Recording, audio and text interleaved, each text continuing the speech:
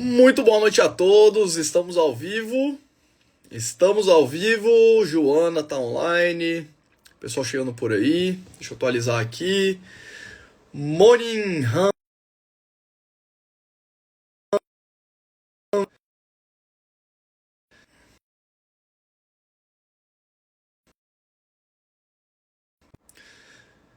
Vinícius, Rogério, Marcos, William. Sejam todos muito bem-vindos, pessoal. Bom, vamos aqui direto ao ponto, né? Feriadão, como é que vocês estão por aí? Tudo tranquilo? Boa noite, Danilo, Matheus. Bom, pessoal, vamos lá. Essa daqui é a nossa quarta live, certo? É isso? A gente começou segunda, terça, quarta, quinta. Hoje é a nossa quarta live de um desafio aqui de 10 dias que eu chamei de desafio do Buy and Hold, onde eu trago para vocês os principais ensinamentos que eu consegui extrair dos grandes investidores de longo prazo. Basicamente, essa é a sequência de lives. Se você perdeu as lives anteriores, voltou? Se você perdeu alguma live anterior, eu deixei essas lives por enquanto lá no feed. Se você quiser receber a gravação dessas lives ao final dessa sequência, para você assistir quantas vezes você quiser, eu vou mandar para todo mundo que está cadastrado lá na lista VIP das inscrições do Dollar Masters, link lá no meu perfil, e a gente vai abrir as inscrições para o meu curso no final dessa série de lives na quinta-feira da semana que vem. E qual que é a ideia para quem chegou aqui de paraquedas, enquanto o pessoal do fundão não chega, né? A ideia é compartilhar com vocês as estratégias, o que eu consegui extrair de melhor dos grandes investidores, dos ensinamentos dos grandes investidores, nesses últimos 15 anos investindo na bolsa, né? Parece que foi um dia desses que eu comecei, bem novinho, mas enfim, estamos aqui hoje na internet depois de 15 anos investindo e tentar compartilhar com vocês um pouco da minha experiência, o que tem funcionado nos investimentos para mim e um pouco da minha filosofia que foi forjada com base nesses grandes ensinamentos. Essa carteira aqui é a minha carteira nos últimos 6 anos, foi desde quando eu comecei a investir nos Estados Unidos especificamente. Então a ideia é trazer para vocês o que eu utilizei de estratégia para conseguir ter uma boa performance do meu patrimônio nesses últimos anos. A frase de hoje, a gente vai falar, é uma frase do Howard Marks, né? Então eu separei os grandes investidores e trouxe frases que inspiraram cada uma dessas lives. E a primeira frase, não, a única frase de hoje, que é a frase do Howard Marks, basicamente é o seguinte: o investimento, eu tô olhando aqui pro lado porque eu tô com o roteiro da live aqui, tá? Então o investimento bem sucedido é mais sobre ter uma visão correta e menos sobre ter uma visão diferente da maioria, tá? Isso aqui é bem interessante porque muitas vezes a gente acha que para a gente conseguir investir bem para o longo prazo, a gente tem que procurar aquelas empresas que são muito diferentes, aquelas empresas que vão totalmente contra o que a maioria dos investidores fala. Então, não vou investir em Ambev, eu não vou investir em Itaú, eu não vou investir em Taesa, em Engie, enfim, dessas empresas óbvias, né? Apple, por exemplo, porque são empresas muito óbvias que todos os investidores eles investem, né? Eu vou procurar aquelas empresas que ninguém conhece, porque aí sim eu vou conseguir ter um grande retorno no longo prazo. Isso não é verdade, tá? Opa, peraí que eu desliguei a luz aqui. Isso não é verdade, tá? Muitas vezes investimentos óbvios trazem retornos excepcionais. Um exemplo que eu gosto de dar, que eu já dei nas lives anteriores, é da Domino's Pizza. Domino's Pizza, que é uma pizzaria, uma empresa que tem várias franquias, ela simplesmente teve uma performance melhor do que Google, Amazon, Apple na última década. Tudo bem que lá atrás ela era uma empresa um pouco mais complicada, uma empresa que estava passando por um turnaround, mas basicamente é uma empresa muito mais simples de ser analisada do que empresas mais complexas, tá?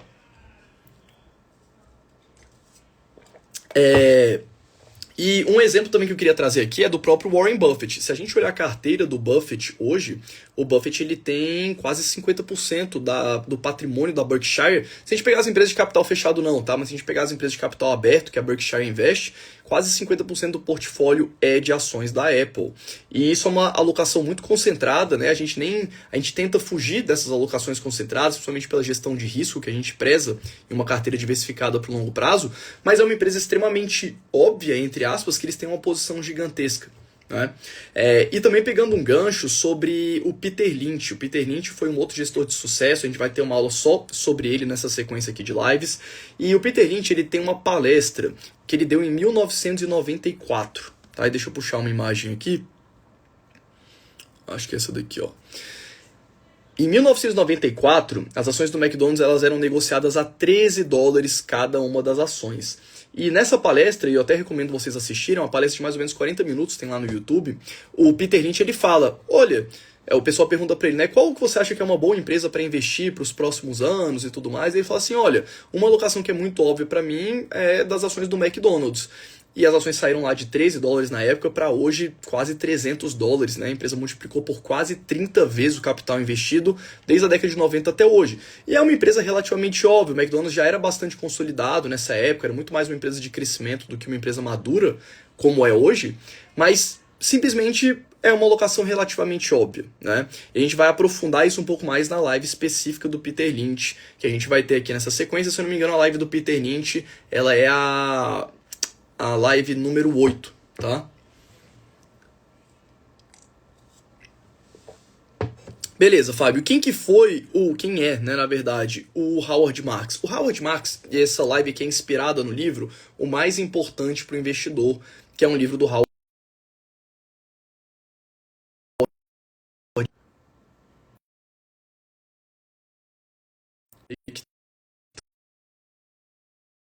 Não vai ficar tocando aqui atrapalhando a live. Mas o Howard Marks, ele nasceu em 1946 e o livro, essa live aqui é inspirada no livro dele, O Mais Importante para o Investidor. Eu demorei para ler esse livro porque eu tinha um certo preconceito, porque o Howard Marks ele busca muito ineficiências de mercado, né? O Howard Marks ele é aquele investidor que ele tenta sempre procurar uma empresa que talvez esteja mais barata do que o valor justo, investir em ativos muito estressados, mas eu acabei me surpreendendo com o livro dele porque tem várias sacadas interessantes. E ele nasceu em 1946 em Nova York, ele se formou em finanças pela Universidade da Pensilvânia, e ele também tem MBA na Universidade de Chicago, né, onde o Paulo Guedes também acabou estudando. E ele fundou a Oaktree Capital, que é a gestora dele, em 1985. E a gestora dele hoje, ela é muito mais focada em ativos de crédito, tá? Então essa aqui é a performance da carteira do Howard Marks, da Oaktree, versus ali embaixo pontilhado, né, um portfólio que é o benchmark de bonds, de títulos que eles referenciam. Então normalmente o que o Howard Marks faz é comprar ativos de renda fixa estressados no mercado, de empresas complicadas, empresas que estão passando por recuperação judicial e tudo mais, mas que possuem um certo nível de risco controlado na visão dele, tá? Só que ele tem vários ensinamentos na parte de ações, porque vários desses títulos, eles são títulos que são conversíveis em ações, e eles também têm um portfólio de ações, tá? Que eles fazem gestão. Mas o fato é que de 1980, da década de 80 aqui, que é o comecinho do gráfico, né, final da década de 80, até hoje, né, ou pelo menos na verdade até 2011, que é onde tem esse gráfico, ele performou 1000% contra 776% do índice de renda fixa, que é o benchmark, tá? Dele. E ele tem várias sacadas muito interessantes sobre investimentos de longo prazo. E um ponto também que eu queria chamar a atenção aqui para o próprio livro do Howard Marks. Tem vários livros que as pessoas costumam ler, os investidores, como por exemplo até o Investidor Inteligente do Benjamin, o Investidor Inteligente, né, do Benjamin Graham, que é um livro bastante famoso. A gente tem que entender que em investimentos a gente tem alocações empíricas e a gente tem ensinamentos empíricos, e a gente tem ensinamentos que vêm de uma base científica, tá? E é importante entender que a maioria desses livros, eles contam muito com a parte empírica, né? O investidor ele foi aprendendo muitas coisas ao longo do tempo e ele acabou trazendo isso no ensinamento de um livro. E outros livros, a gente tem uma parte mais com a base científica, com o método científico utilizado de longo prazo. Isso é muito importante entender.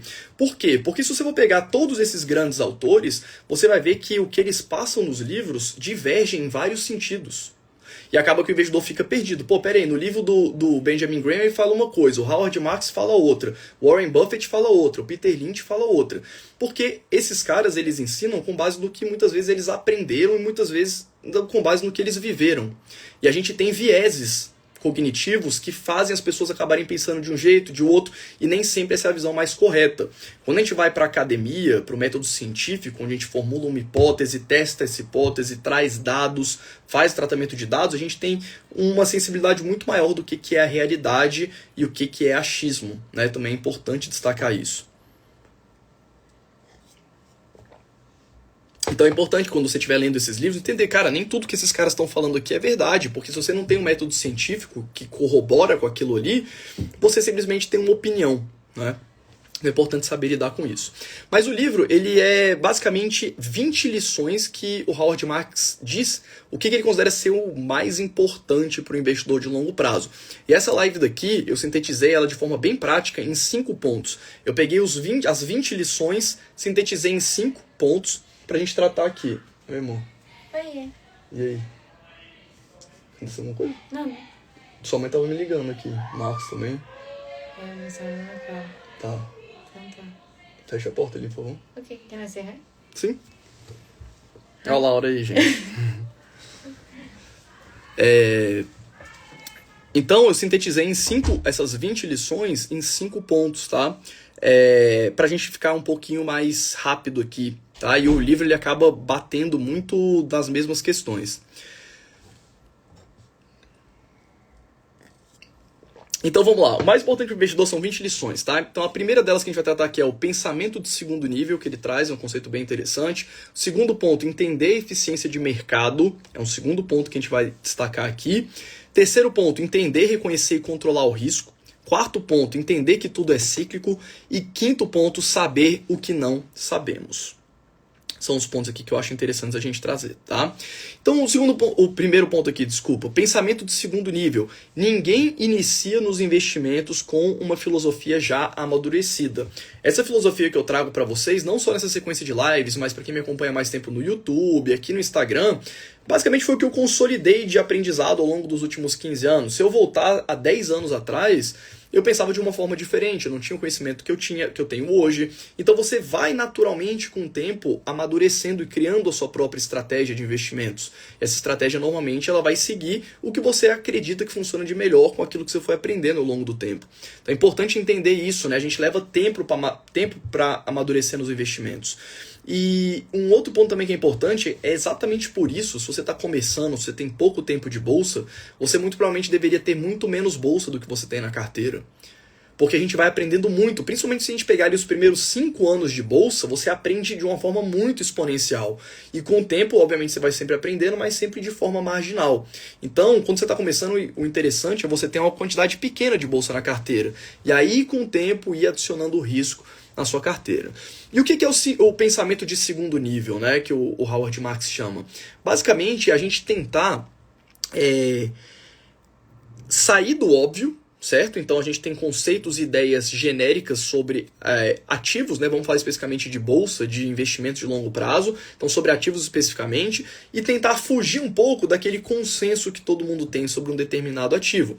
Só que voltando para a nossa frase, né? Então o investimento bem sucedido é mais sobre ter uma visão correta e menos sobre ter uma visão diferente da maioria. Então não é porque todas as pessoas acham uma empresa boa que necessariamente ela é uma empresa boa, mas também não é pelo fato de que todo mundo acha uma empresa boa que ela é uma empresa ruim. Então é a gente entender que existem grandes consensos sobre as empresas da bolsa e o que a gente tem que fazer é entender quais são esses consensos que o mercado tem e tentar se distanciar um pouco e tomar uma decisão que esteja correta e não necessariamente igual a de todo mundo e não necessariamente contrária a de todo mundo.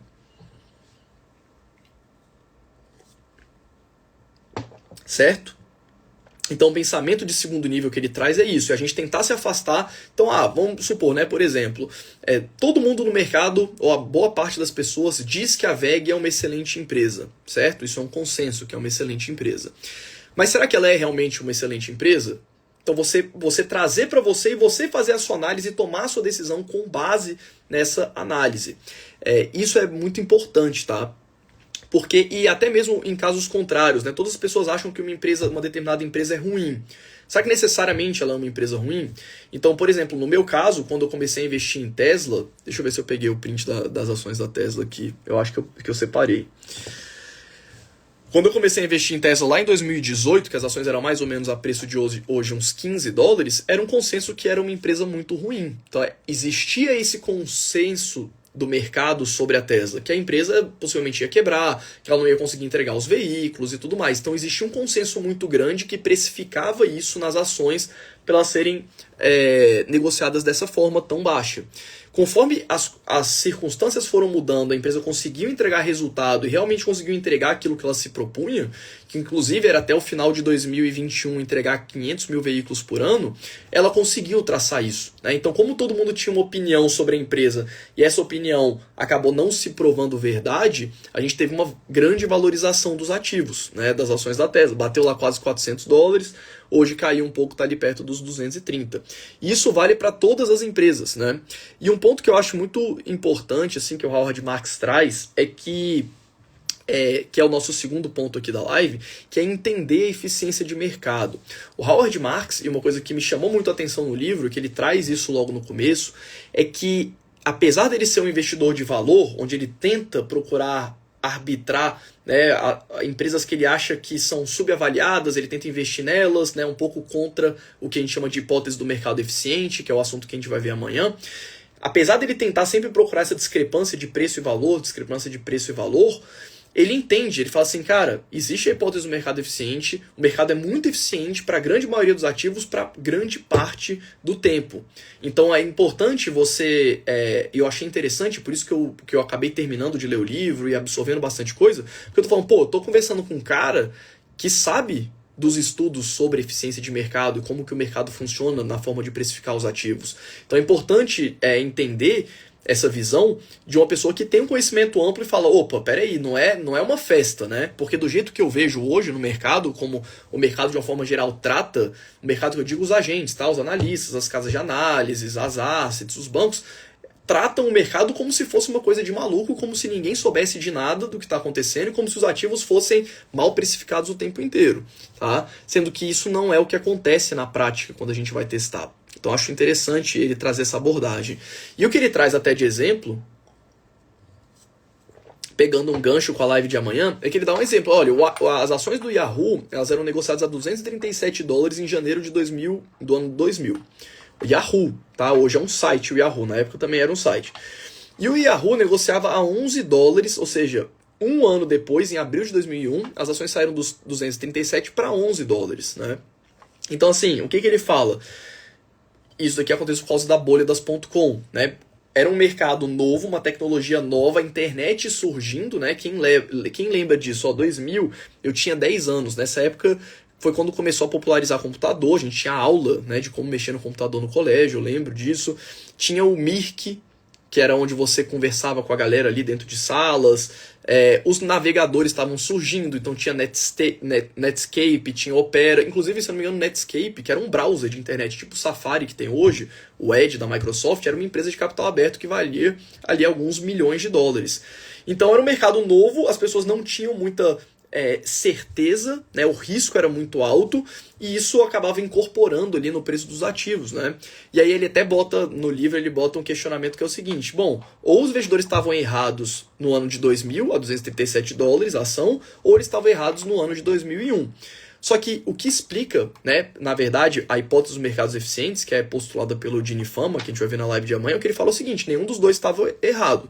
O que acontecia é que, em janeiro de 2000, as informações que a gente tinha sobre aquela empresa, sobre aquele mercado, eram umas, né? E um ano depois, a gente viu que o Yahoo não era uma empresa que deveria valer aquele tanto, então o mercado ele vai naturalmente ajustando o preço para baixo, tá? Mas é só para deixar uma pulga atrás da orelha de vocês para a gente tratar sobre isso mais a fundo amanhã. E o que ele fala sobre a eficiência de mercado também é que quando que o mercado tende a ser eficiente, né? Quando a classe de determinado ativo é amplamente conhecida, quando as empresas são socialmente aceitáveis, né? Então a empresa muitas vezes tem investidores que evitam empresas de tabaco, empresas de petróleo, empresas de bebidas, por exemplo, cassinos, etc. Então, se a empresa é socialmente aceitável, sem nenhum grande tabu, informações amplamente... quando as informações são amplas e uniformes, isso hoje vale para praticamente o mercado inteiro, todo mundo tem acesso a tempo real a todas as informações. E setores que são mais antigos e perenes, né, tendem a ser mais bem precificados. É muito mais fácil para o mercado precificar uma ação de uma empresa como a Taesa, por exemplo, que tem vários contratos ali de linhas de transmissão que são praticamente uma renda fixa, do que precificar uma empresa disruptiva como a Tesla, no meio que está fazendo a disrupção de um segmento que está há 100 anos atuando no mercado, que é a indústria automobilística. Então essa incerteza muito maior deixa as ações muito mais voláteis e os resultados muito mais instáveis, né? Então é interessante esse ponto também.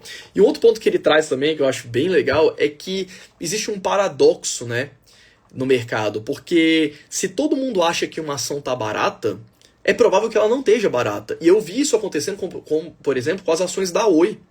Se a gente voltar ali 2 anos atrás, quando a Oi começou a entrar ali em recuperação judicial e as ações começaram a desabar de uma forma mais forte, praticamente era consenso que as ações da Oi estavam de graça. Todo mundo achava, você via a ação da Oi praticamente em toda a carteira recomendada dessas casas de research, que tem ali mais empresas de turnaround, carteiras mais arriscadas e tal. Era meio que um consenso que as ações da Oi estavam muito baratas. E aí o que ele bota é o seguinte, olha, se todo mundo acha que está barato, na verdade, é muito provável que não esteja barato. Porque se todo mundo acha que está barato, está todo mundo comprando. Se está todo mundo comprando, faz com que a empresa não esteja mais tão barata, né? E o contrário também é verdade. Se todo mundo acha que uma empresa está cara, todo mundo fica com medo e acaba não investindo, e é mais provável que ela não esteja barata. Ou que ela não esteja cara, né? Como, por exemplo, vamos pegar o exemplo da própria Tesla, que a gente falou anteriormente, o exemplo da VEG também é muito clássico. O mercado inteiro tem medo e sempre teve medo de investir na VEG porque todo mundo sempre achou as ações muito caras em relação ao valor da empresa, em relação aos fundamentos, né? Então você vê, se você abrir, por exemplo, os fundos de investimentos que têm os maiores recursos, poucos deles têm historicamente VEG em carteira, né? É difícil achar VEG na carteira dos gestores, porque todo mundo tem essa opinião de que, cara, essa empresa é muito boa, mas ela está muito cara. Essa empresa é muito boa, mas está muito cara, e isso faz, na verdade, com que a empresa não esteja cara, né? Então é um paradoxo. E um outro ponto também que ele chama aqui dentro desse tópico é: quando o desconto parece demasiadamente generoso, será que podemos estar nos esquecendo de algum risco oculto? Então é bem interessante, né, isso. E principalmente, a gente até falou sobre isso ontem, né?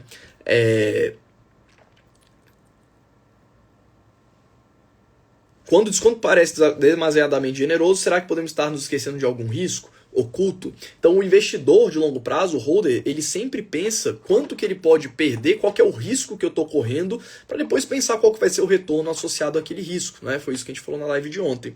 Então é muito comum os investidores, quando estão começando, eles veem, às vezes a pessoa não tem nem condição de fazer uma própria análise, então elas veem alguém falando, cara, essa ação tá muito barata, tá muito barata, tá muito barata, e a pessoa vai lá, coloca tubos de dinheiro em uma determinada empresa, só que sem ver o risco, tanto de risco que a pessoa está correndo, porque realmente a gente tem algumas empresas na bolsa que elas se classificam ali com o que a gente chama de deep value, né?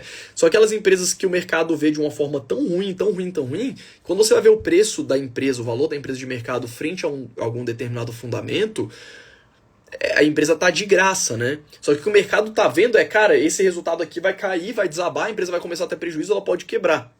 Então, muitas vezes, quando o desconto parece bom demais, a empresa parece estar muito barata, na verdade, a gente provavelmente não está vendo algum risco, que o mercado está imputando de risco ali naquela precificação. Então, isso é uma sacada bem legal dentro desse tópico de eficiência de mercado, né?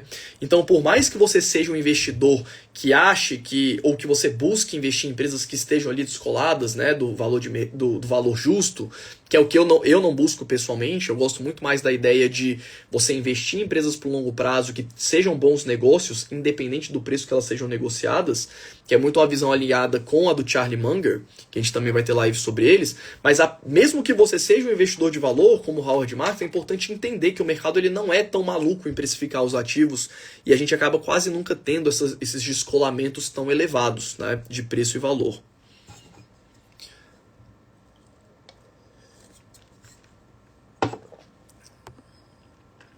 Beleza? Então vamos para o nosso terceiro ponto aqui, tá? Entender, reconhecer e controlar o risco. Falamos de risco já na live número 1, na 2, na 3. E é importante a gente bater nessa tecla, porque tem uma frase genial que ele coloca no livro, que é a seguinte: o controle competente de risco é a marca de um bom investidor. Vou ler de novo. O controle competente de risco é a marca de um bom investidor.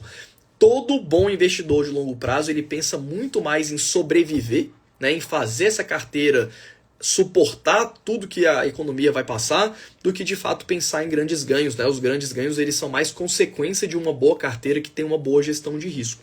Acho que isso é bastante interessante. E um ponto que ele coloca também é que as pessoas são naturalmente aversas ao risco. Para pensar.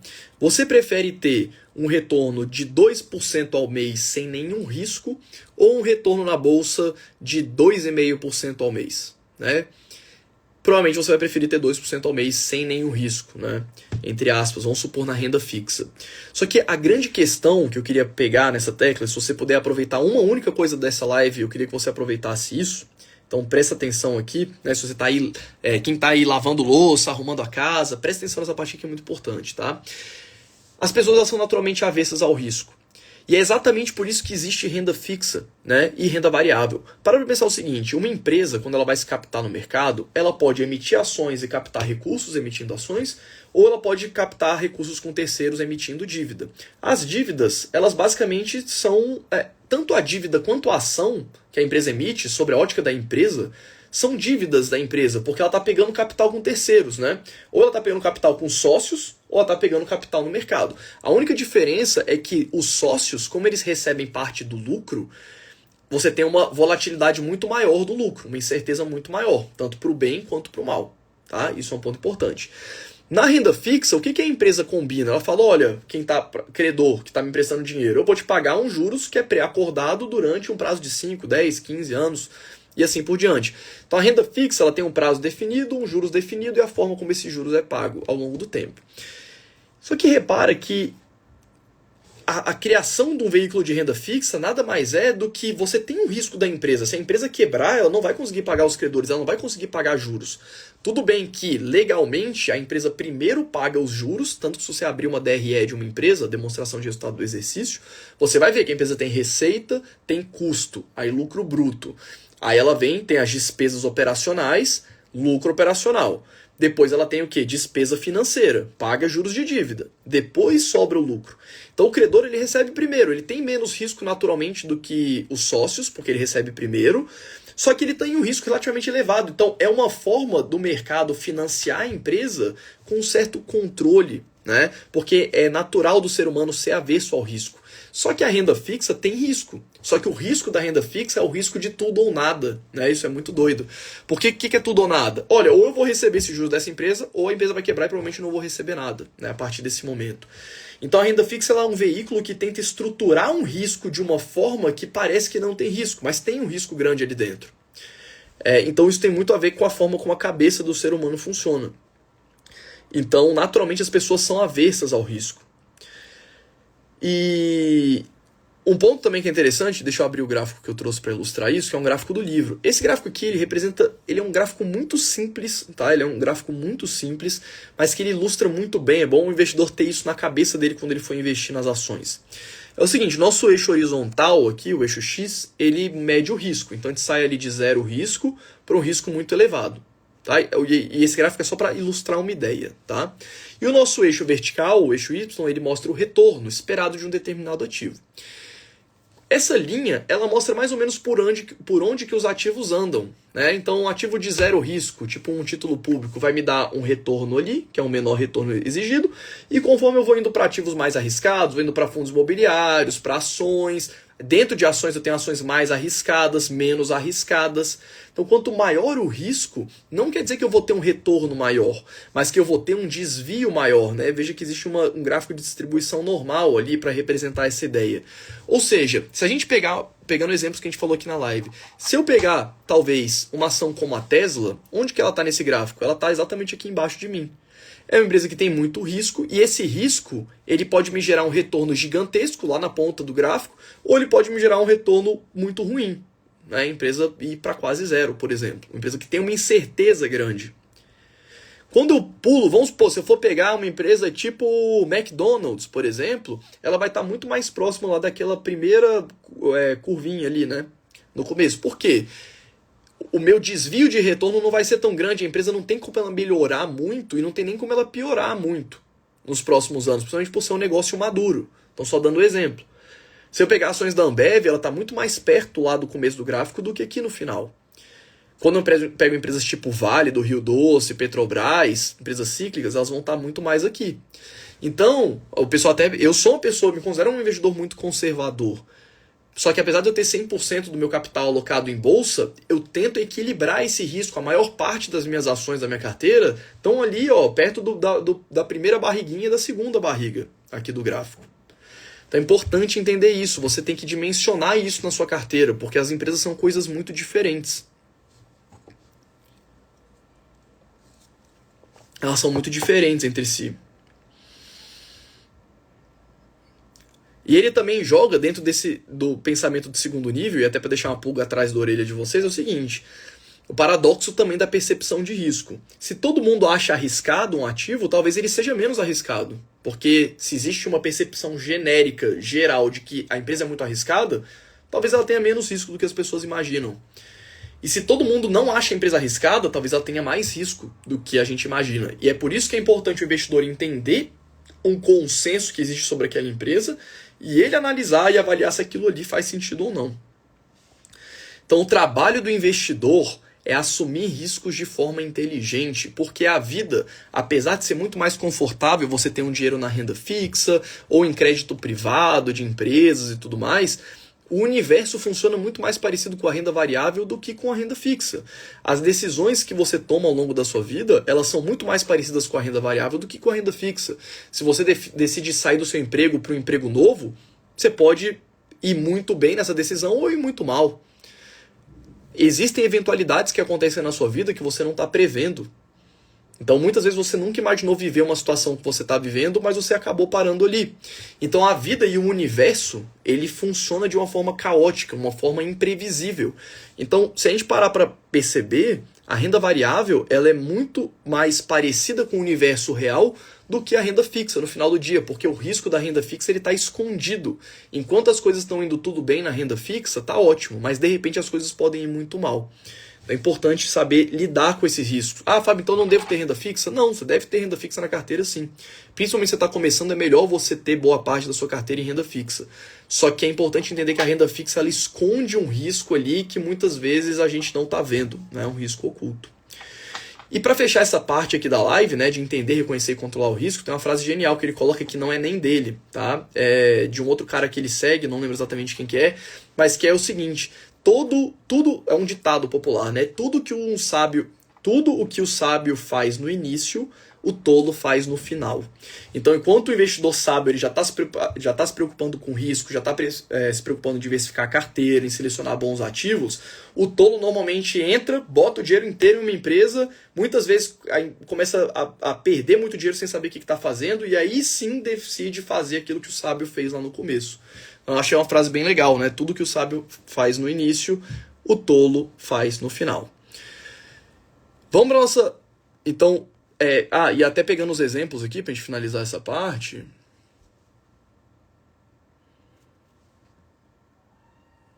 A gente tem aqui, por exemplo, né? Então, pegar algumas empresas, né, para ilustrar ali dentro daquele gráfico. Se a gente pega empresas como a Costco, que é uma empresa que trabalha com assinaturas, uma renda muito previsível, resultados muito previsíveis, você vai ver que as ações elas oscilam, né, dentro de uma exponencial, mas de uma forma muito mais comportada, né?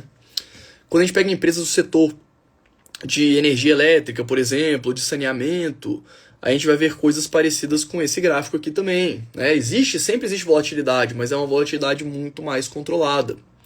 Quando a gente pega empresas como, por exemplo, deixa eu pegar aqui a Engie, né, aqui no Brasil, que eu acho que a maioria de vocês deve investir, empresa de geração de energia, também, né, existe uma volatilidade, mas uma volatilidade mais controlada, porque é uma empresa menos imprevisível. Agora, se você for para uma empresa mais arriscada, como por exemplo Netflix, você não pode esperar um comportamento tão bonitinho, né? Você vai ter uma volatilidade gigantesca, porque a empresa ela está lá mais do lado da direita daquele gráfico do risco do que lá no começo.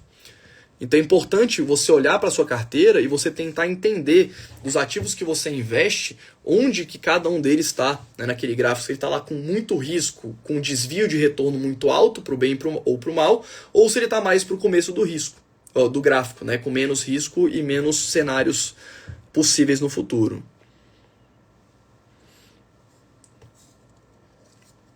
Uma pergunta aqui, né, pra gente encerrar essa parte que eu li aqui. Fábio, você ainda fica de fora de empresas de commodities pelo fato do ciclo da commodity ser muito longo? Você prefere mais previsibilidade? Então, eu prefiro mais previsibilidade. Por isso que eu tento botar empresas que estão mais perto dessas curvas ali do começo. Eu não gosto de tomar tanto risco aqui, mas eu tomo risco aqui também, com um percentual bem pequeno. Né? As empresas de commodity normalmente elas estão por aqui. Então, você não precisa escolher estar só aqui no gráfico ou estar só lá no começo do gráfico. Você tem que... E o ideal é você ter todo essa estratificação toda aqui do gráfico. É importante você ter empresas menos arriscadas, mais arriscadas, mas você controlar isso com o peso que você dá para cada um dos ativos. Isso é muito importante.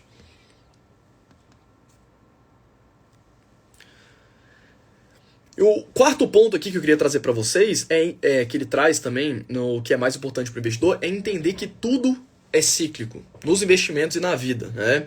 Então a maioria, inclusive, né, trazendo aqui, a maioria se comporta de forma cíclica, a maioria das pessoas, né? Me diz aqui nos comentários, quem aqui tem aquele amigo que entrou na bolsa em 2020, antes da pandemia, ou até mesmo entrou na pandemia ali, depois que a bolsa caiu, mas muita gente entrou na bolsa em 2018, 2019, quando veio a pandemia, a bolsa começou a cair, a pessoa pegou e saiu da bolsa, né? Quem que tem esse amigo, esse conhecido, esse vizinho, esse cunhado? As pessoas se comportam de forma cíclica também. A gente vai falar sobre os ciclos das empresas, tá? Mas eu vejo também que as pessoas se comportam muito assim. Entra na bolsa porque tem aquela euforia, de repente a bolsa começa a andar de lado, vai lá e sai. Então, aí daqui a pouco, quando a bolsa começar a subir, sair na capa de jornal, em todos os jornais, vai ver todos os seus amigos aí que saíram da bolsa voltando pra bolsa, porque agora é hora da bolsa, né? Ó, Urbano, tive um amigo que entrou em empresa aérea. Luiz falou, eu tenho um amigo. V. Munhoz falou, eu também. Então, assim... Todo mundo tem aquele amigo que saiu da bolsa e falou, ainda tirou da sua cara, né? Não, saí da bolsa, tô aqui na renda fixa, estou esperando voltar a hora da bolsa, né? Sendo que isso não existe, a gente tem que entender que as coisas são cíclicas. Deixa eu pegar aqui, deixa eu ver se eu peguei. Eu peguei isso aqui. Não peguei. Mas é importante entender que todas as empresas da bolsa, né? Quando a gente fala que existem empresas cíclicas, o que a gente está querendo dizer? Que a receita da empresa é cíclica. Tá? Então, quando você pega empresas de commodity, empresa do agronegócio, por exemplo, né, normalmente, ou empresas de petróleo, então, empresas que vendem soja, petróleo, minério, que são produtos de baixo valor agregado, são commodities, né? O petróleo da Petrobras é o mesmo petróleo da meu Deus, fugiu o nome.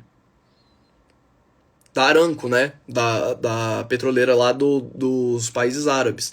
É o mesmo petróleo que é negociado lá na bolsa de Chicago, não, a bolsa lá da Inglaterra, é o mesmo petróleo que é negociado na bolsa de Chicago. Então, assim, o barril de petróleo ele é um commodity, certo? O minério de ferro da Vale do Rio Doce é o mesmo minério de ferro da Rio Tinto. Então, são produtos de baixo valor agregado. Então, a empresa ela vende no preço de oferta e demanda do mercado. A Vale não controla o preço do minério. Né? Então, quanto menos a empresa controla a sua receita, mais ela tende a ser cíclica. Porque quando o preço sobe, a empresa ganha muito dinheiro, quando o minério cai, por exemplo, a empresa começa a tomar prejuízo, tem um lucro muito menor. Então, essas empresas elas atendem mais os ciclos macroeconômicos do mundo, principalmente as empresas de commodity, tá? De petróleo, de minério, de soja. Só que todas as empresas em algum nível, elas sofrem com isso, porque apesar da empresa controlar o preço dos seus produtos, o preço do seu custo está atrelado às commodities também. Então a Apple, por exemplo, a Apple vende o iPhone dela pelo preço que ela bem entender. Né? Obviamente que tem uma elasticidade, se ela subir o iPhone para $5.000, ela vai perder muita receita. Mas ela tem um certo controle da venda daquele produto, ela agrega valor naquele produto, ou seja, o iPhone ele vale muito mais do que o somatório dos componentes que ele é feito e das commodities que são utilizadas nesses componentes, certo? Então a empresa compra commodity, agrega valor e vende por um preço muito maior. Só que o aumento do preço das commodities influencia diretamente o resultado da empresa porque está ali ligado nos custos. Então uma empresa que fica bem óbvio isso, né, aqui no Brasil é a própria M. Dias Branco, que é uma empresa que eu falo bastante, inclusive, que é uma empresa que faz massas e biscoitos. Então o preço do trigo subiu, que é o principal insumo, a empresa não consegue pegar e dobrar o preço do macarrão, o preço dos biscoitos dela, né, das massas e dos biscoitos. Porque simplesmente as pessoas vão preferir não consumir aquilo dali e consumir algum outro carboidrato. Né? Ela tem uma certa inelasticidade ali, porque é alimento, mas chega uma hora que as pessoas começam a trocar de consumo. Então, é importante entender que tudo acontece de forma cíclica. E se você for pegar o gráfico das cotações da M Dias, você vai ver que desde que ela foi para a bolsa, as ações elas andam exatamente assim em ciclos. Fica bem óbvio isso. Então, é importante você entender que, naturalmente, as coisas no universo elas são cíclicas. E, principalmente, as empresas são negociadas na bolsa. Tá? Então, entender que muitas vezes eu vejo que as pessoas ficam agoniadas, né? É uma tecla que eu bato muito. A empresa começa, ela investe na empresa, a empresa tem resultados ótimos. A empresa tem um ano de resultado não tão bom, até o caso da M Dias, né? A empresa teve alguns anos ruins, mas se você for olhar, a empresa tem lucro. Não é uma empresa que começou a ter prejuízo.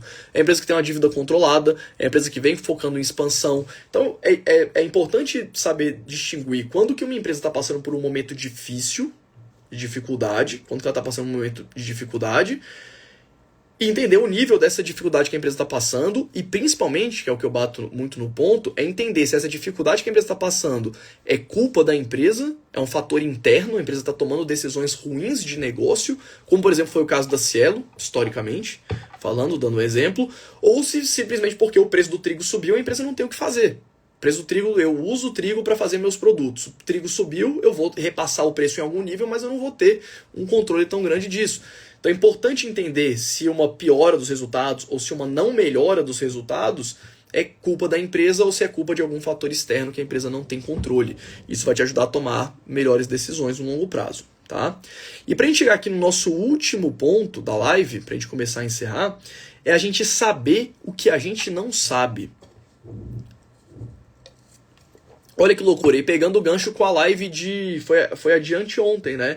Que a gente falou sobre o efeito Dunning-Kruger, que é aquele efeito onde quando você sabe pouco sobre um assunto, você acha que sabe muito, e quando você sabe muito sobre o assunto, você acha que não sabe nada, porque você tem noção do tanto de coisa que tem para saber sobre aquilo dali, tá? Então, é importante a gente entender que a gente não sabe sobre tudo, você pode analisar absolutamente tudo sobre qualquer empresa. Vou dar um exemplo, né? Se a gente pegar a própria Lojas Americanas, simplesmente a empresa tinha uma fraude contábil ali que praticamente ninguém viu, só quando trocou o CEO que eles decidiram ajustar isso, e isso pegou o mercado totalmente desprevenido. Então não importa, você pode ser o melhor analista, o melhor investidor do mundo, que vai ter muita coisa sobre aquela empresa que você não sabe. E aí, de novo, né, voltando aqui, que o controle competente de risco é a marca de um bom investidor. Então você saber que por mais que você se esforce, por mais que você selecione ali boas empresas, monte uma carteira diversificada, ainda vai ter um grau de incerteza alto sobre aquilo que você está investindo. E é exatamente por isso que a gente tenta não ter risco específico na carteira. A gente tem uma carteira bem diversificada, onde cada ação representa um percentual pequeno. E aí sim é muito mais fácil você tomar essas decisões. Então não existe certeza nem nos investimentos e nem em nada da vida. A vida é totalmente incerta, né, sobre vários aspectos. Então é importante entender que isso se reflete no mercado de capitais também. E aqui, ter noção disso vai te ajudar a controlar melhor o risco, né? E o ponto que ele coloca aqui é risco de perda de capital e o risco de perder oportunidades.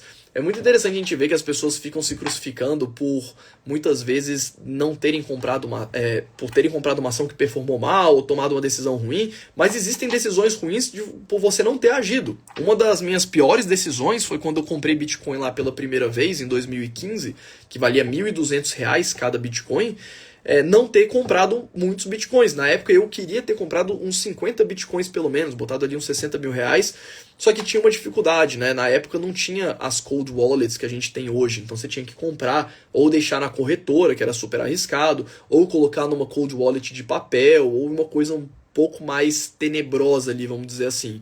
Mas eu fiz a minha primeira transação em Bitcoin em 2015 e falei, cara, isso aqui é legal, já entendi o conceito do Bitcoin e tudo mais. Então um dos meus maiores erros como investidor não foi ter comprado ação de uma empresa que não foi tão bem, foi simplesmente não ter agido conforme eu achava que eu deveria ter agido lá atrás. Então é importante você também ter essa convicção de agir quando você acredita que aquilo ali é um bom investimento, não é? É importante isso.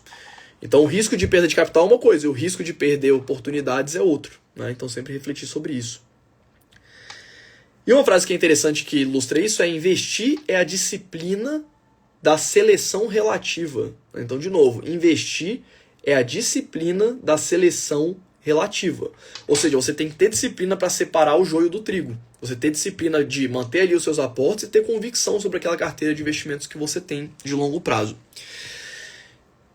E dentro dessa lógica de saber o que a gente não sabe, né, ou entender que existe muita coisa que a gente não está vendo, é investir sempre de forma defensiva. Né? Então pensar, de novo, sempre em proteger o seu capital antes de qualquer coisa. E tem a frase famosa do Buffett, né? A primeira regra dos investimentos é nunca perca dinheiro, a segunda regra é nunca esqueça a regra número 1. Então sempre ter a mentalidade de preservar capital. Vá para a bolsa, invista nas empresas pensando como que eu posso proteger meu patrimônio da inflação, proteger meu patrimônio das loucuras que acontecem no mundo, investindo nessas empresas. Essa mentalidade ela vai te ajudar muito mais a construir patrimônio do que ficar tentando dar a grande tacada. Sendo que a grande tacada acontece naturalmente. Né? E um outro ponto aqui que a gente vai abordar mais profundamente nas próximas lives é entender a nossa posição e o que esperar em cada um dos ativos da nossa carteira. Por que eu digo isso? Porque, puxando de novo aquele gráfico do risco, a gente tem dentro dessa lógica também as empresas de crescimento e as empresas de dividendos, né? E um erro que eu acho muito comum que os investidores cometem é investir em uma empresa que é madura, uma empresa de valor, que é consolidada, que paga dividendo, e achar ruim essa empresa não crescer. Não crescer os resultados e não crescer as cotações, porque é natural desse tipo de empresa. Então a pessoa investe numa empresa extremamente conservadora e fica esperando que ela dê ganhos muito expressivos, sendo que não vai acontecer, ela está lá no comecinho da curva. Você não vai ter nenhuma surpresa muito grande positivamente e nem muito grande negativamente. Ao passo que muitas vezes a pessoa investe numa empresa arriscada, que está num momento... Por que a empresa de dividendo ela não cresce? Porque ela distribui o lucro todo, quase todo o caixa em forma de dividendo. Não tem mais para onde a empresa crescer, a empresa não tem mais projetos, ela só tem que se consolidar e se manter consolidada no mercado. E ela não vai crescer, ela está distribuindo o lucro. O seu retorno vai vir mais através dos dividendos do que com a valorização das ações. Apesar de a gente saber que as empresas se valorizam marginalmente, nem que seja pela inflação, né, no longo prazo. A Joana até deu o exemplo da Ambev. Exatamente isso. Não adianta você investir na Ambev e achar que é uma empresa que vai crescer 100% do resultado nos próximos 5 anos. Não vai. Não vai, simplesmente. Mas também o resultado dela não vai para zero em 5 anos. Né? E aí muita gente também investe em empresa de crescimento que precisa...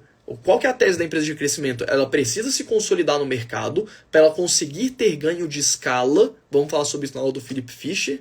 Por que é tão importante a empresa ser relevante no mercado que ela atua para conseguir entregar ganhos expressivos que vêm do ganho de escala.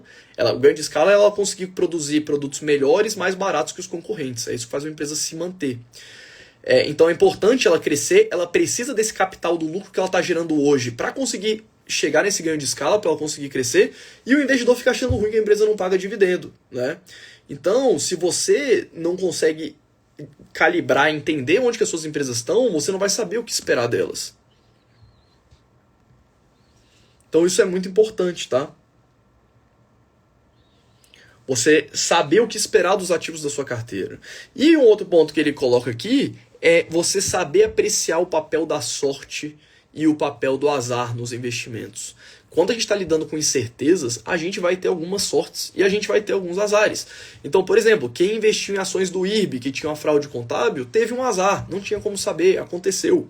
No caso das lojas americanas, a mesma coisa, foi um azar, não tinha como saber que aquilo ali ia acontecer.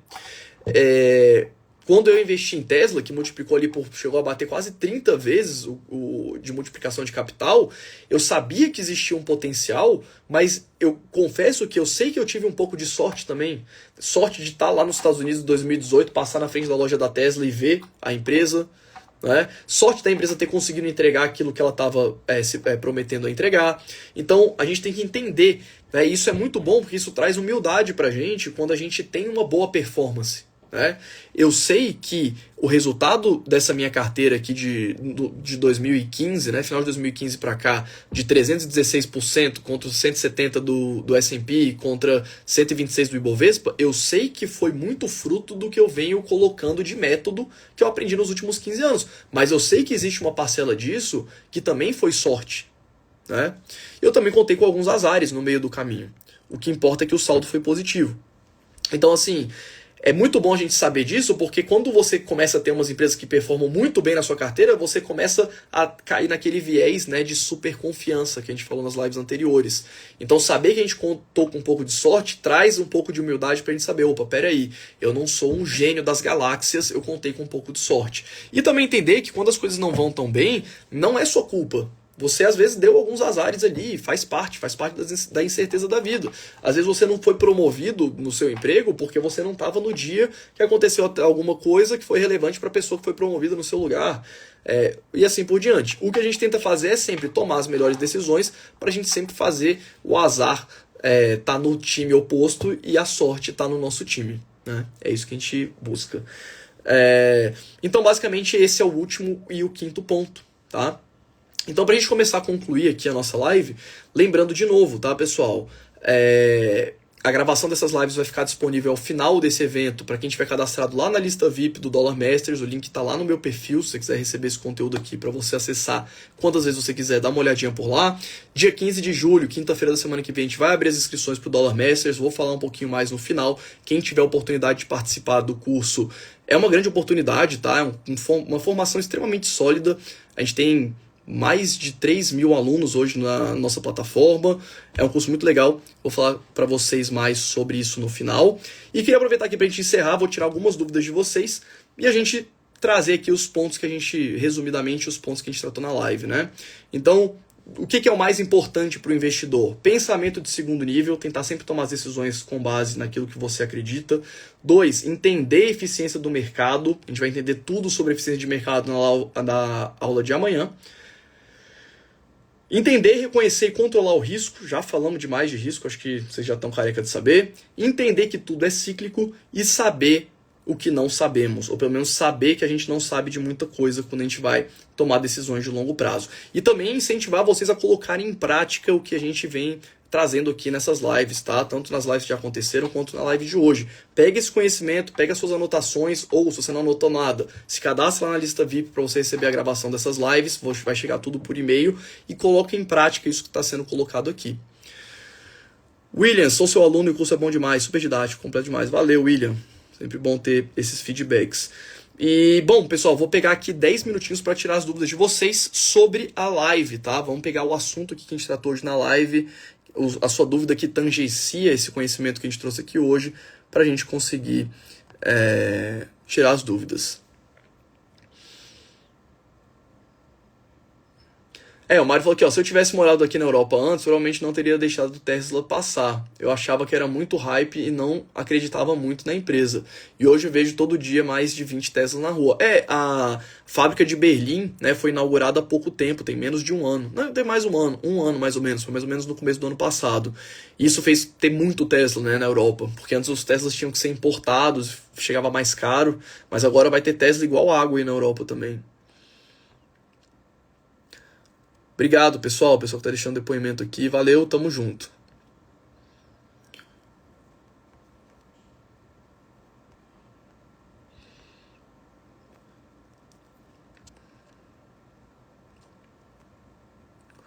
Estou vendendo um pouco de Duque depois dessas altas e colocando em 5 empresas de dividendos. Estou no caminho certo para diminuir o risco? Depende das empresas de dividendos que você esteja colocando e como que você está classificando uma empresa de dividendo. A gente vai falar sobre isso nas próximas lives, quando a gente for aprofundar ali na análise de empresa, tá? Mas uma empresa de dividendo, você mede ela muito mais pelo payout, ou seja, pelo percentual do lucro que está sendo distribuído em forma de dividendo, do que pelo dividend yield, que é quanto que o dividendo dos últimos 12 meses representa em relação ao valor da cotação. Muita gente fica olhando só o dividend yield e esquece de olhar o payout. Então, assim, é óbvio que normalmente empresas de payout maior vão ter dividend yields maiores, mas isso não necessariamente é uma regra. Às vezes você tem uma empresa toda quebrada, horrível, que distribuiu muito dividendo, mas o mercado bateu muito e ela vai ter um dividend yield alto e você vai tomar a decisão errada. Então, se você de fato está investindo em empresas consolidadas de dividendos, provavelmente você está sim diminuindo o risco, tá? Porque a Educ é uma empresa bem mais arriscada, num setor bem complexo, um setor que está sendo disruptado, né?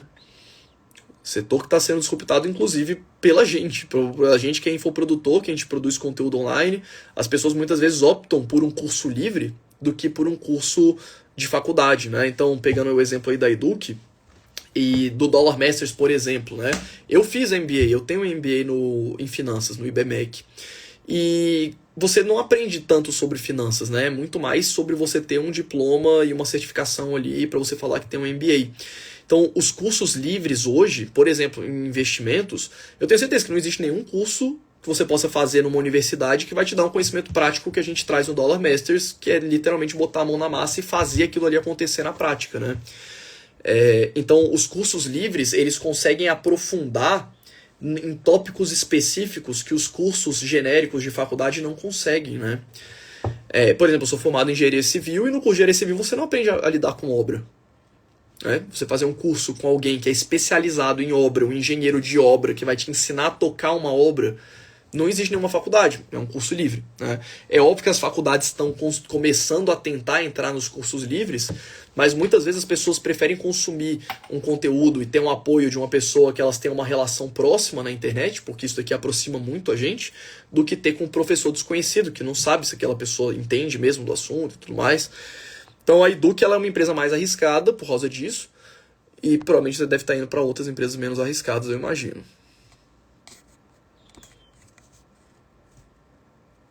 Em países emergentes como o Brasil, a eficiência de preços é menor? Cara, antigamente sim, tá, Leandro? Mas hoje em dia o mercado ele é totalmente internacionalizado, né? Porque você não tem nenhum... O que faz um mercado ser ineficiente? Você ter poucos agentes, né? E pouca liquidez. E você tem e um outro ponto, fricção, né? O termo técnico que a gente usa é fricção de mercado. Se é muito caro você investir em um país emergente, se isso é uma barreira de entrada, isso também conta para ineficiência. Hoje em dia o mercado ele é todo aberto, todo livre, né? Então o gringo, ele tanto faz para ele arbitrar, se ele trabalha com arbitragem, arbitrar uma empresa aqui no Brasil ou uma empresa nos Estados Unidos, né? Não tem nenhuma diferença de custo. Então isso faz com que o mercado seja eficiente em praticamente todos os lugares.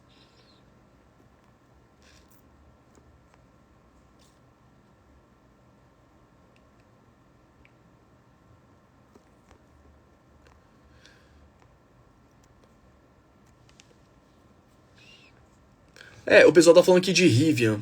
Galera, pra mim, carro elétrico ou é Tesla, ou são as grandes montadoras que vão fazer essa migração. Eu acho que é muito difícil ter uma empresa de carro elétrico pra vir bater com a Tesla ou com qualquer grande montadora.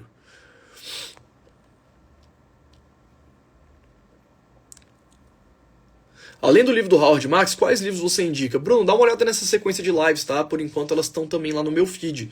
Cada uma dessas lives é inspirada em um livro de algum desses autores. E no meu feed também, vai descendo um pouquinho mais antigo, tem uma série de livros que eu recomendo para quem quer começar do zero.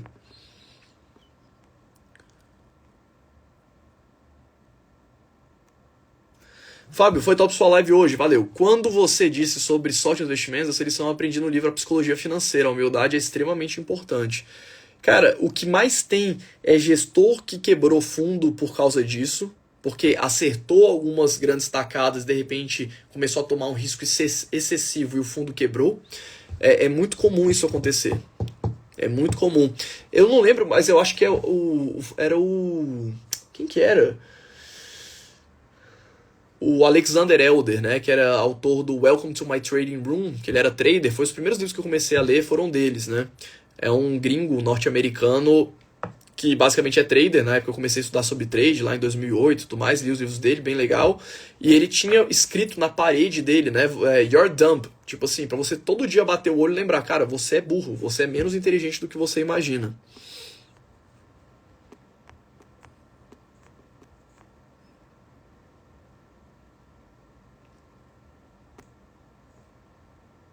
Fábio, na sua opinião, o que é ter uma carteira anticíclica? Na verdade, você não precisa ter uma carteira anticíclica, tá, Mário? É, Você tem que entender que os ciclos existem e que a sua carteira vai passar por ciclos. Porque é muito difícil você ter uma empresa anticíclica, porque tudo na vida é cíclico, né? Como a gente falou aqui. Você ainda vê sentido em ter uma posição em ouro, tem estudado os argumentos de quem defende o all-weather portfolio e ter posição no ativo.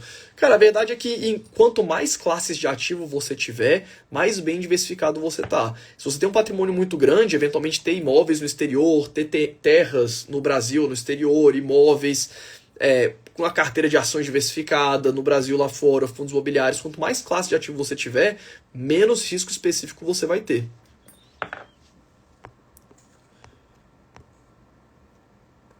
Urbano Jax, qual é o ETF mais concentrado com SHH que tu falou que faz sentido na proporção 70-30? XLRE. XLRE. É da live de ontem essa dúvida dele, pessoal.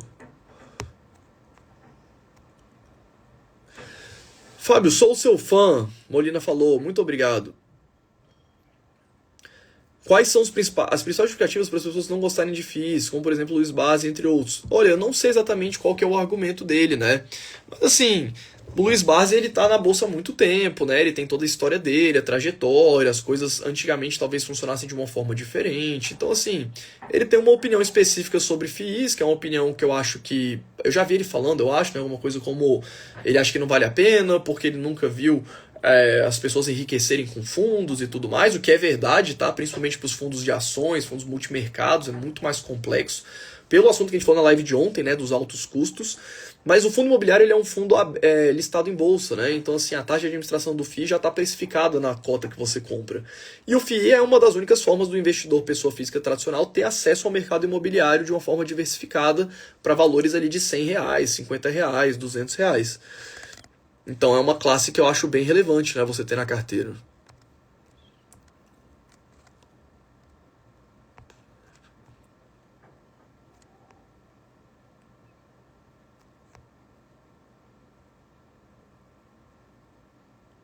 Fábio, já você falar que não faz diferencializar 20 mil de lucro por mês e aumentar o preço médio. Já fez a conta de quantos dá de R? Ah, cara, nunca fiz. Eu não me importo muito com isso, não.